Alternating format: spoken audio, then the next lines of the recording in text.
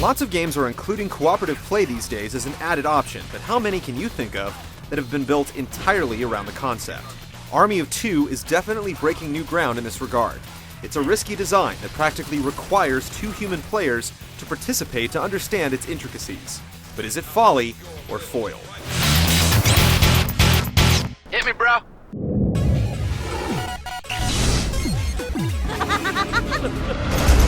This is combat. You can die in combat. Rios and Salem are two military lifers, but living off government checks isn't nearly as lucrative as becoming guns for hire, taking down some of the world's most dangerous inhabitants. Look who it is! Johnny American! Thus begins a semi-connected jaunt around the globe, with the pair following the money with considerable firepower. It's about as typical and forgetful as plots in video games get. Yet the constant banter between the two draws on pop culture references and camaraderie, helping the modern-day player connect with them in ways they never could with a grizzled Spec Ops captain. Damn Cowboys better win tonight. Big game, huh? I got 10 G's on the spread. You are out of your mind.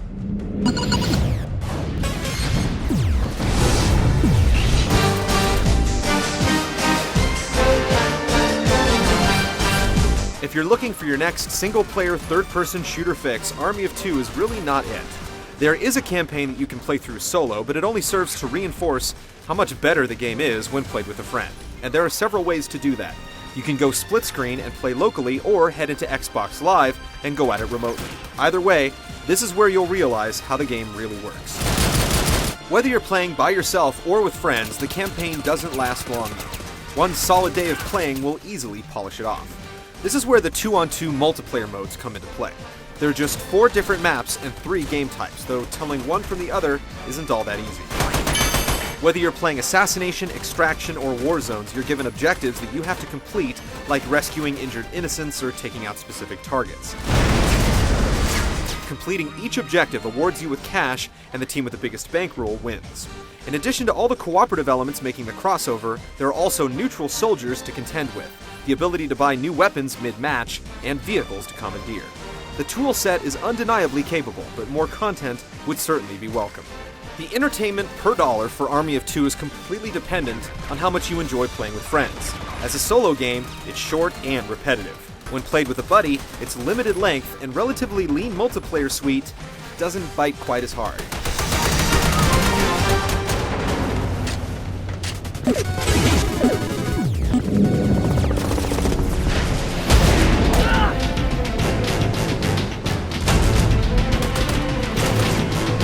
At first glance, it's easy to peg Army of Two as another Gears of War clone with a cover system and instant kills.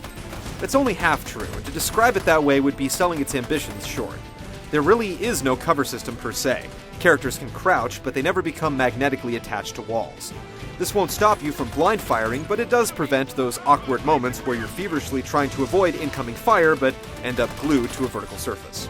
The buddy system is what makes it unique, and beyond the expected hoists to reach higher areas, you can give your partners orders to attack, hold down the position, or regroup using the D-pad. Move it, Tice, go! Okay, Elliot. Beyond that, you can also set his disposition to be aggressive or stealthy. The commands work almost too well. Send out an AI-controlled teammate on an aggressive push forward and he'll clean house, leaving you to pick up the scraps.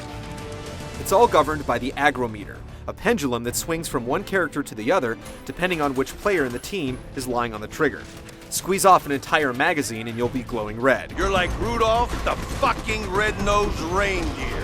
causing the enemy to focus their attention on you and allowing your teammate to sneak around for a flank attack.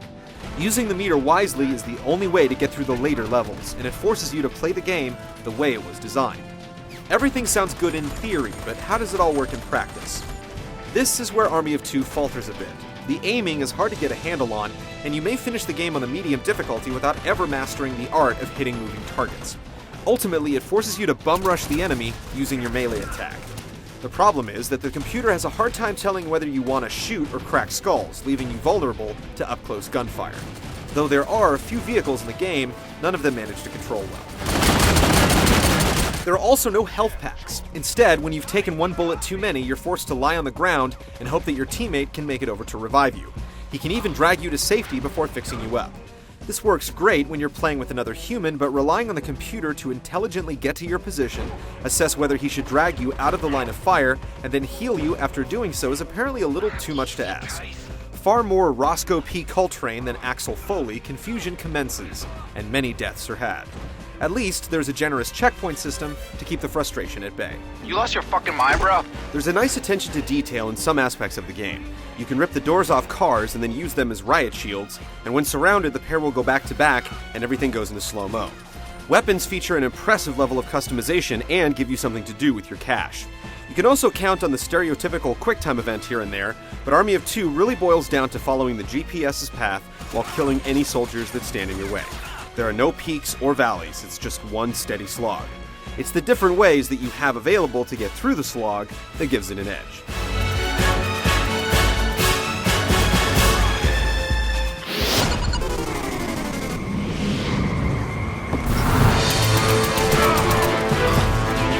Yet another game built on the Unreal Engine 3, Army of Two has that distinctive look where everything metal looks great. The character models for Rios and Salem are the visual highlight, especially as you gear them up with custom items. The rest of the visuals could use a little work. The environments can look barren, the textures are bland, and the enemies are repetitive. Pre-rendered cinemas keep the paper-thin plot moving forward. The voice work is great, and the little quips the two soldiers share during breaks in the action are clever. Props, bro.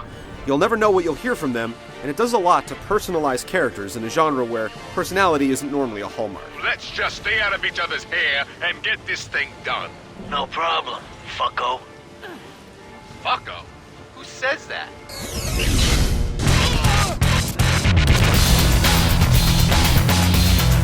Army of Two lives up to its name by being a tale of two different gameplay styles. Playing by yourself, it quickly turns into a grind of manipulating bad AI on both sides of the conflict. When played with a friend, online or off, its design begins to make sense, and upgrading weapons can become an unhealthy addiction. Either way, its truncated length is a deterrent to a full-price purchase, and its head-to-head options are unique, yet limited. With this game, 1 is indeed the loneliest number.